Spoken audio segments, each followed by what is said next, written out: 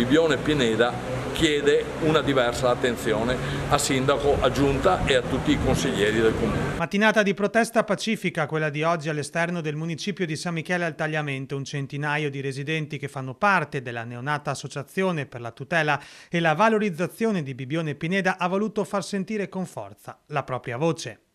Jesolo fa comune, Caorle fa comune, Bibbione Pineda e Bibbione in generale con le sue spiagge sono una frazione di San Michele al Tagliamento. Questo cosa implica?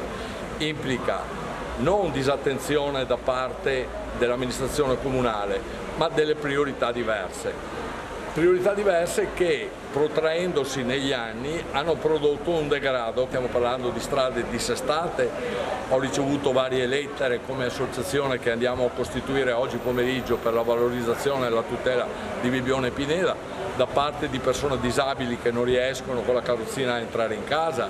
Ci sono nuvole di zanzare, mi hanno detto che recentemente sono arrivate 120-130 lettere di protesta al comune con diffide anche di alcuni avvocati. Tra le richieste di attenzione anche il tema della raccolta dei rifiuti.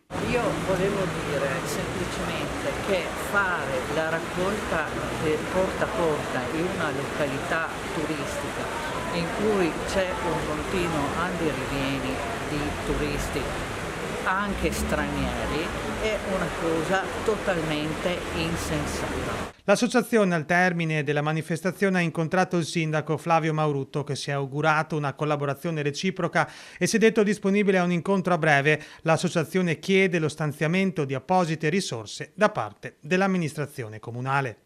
Questa stagione produrrà credo dai 4 ai 5 milioni di entrate dai turisti e dal soggiorno. Ecco, una parte deve rimanere dove nasce questa ricchezza.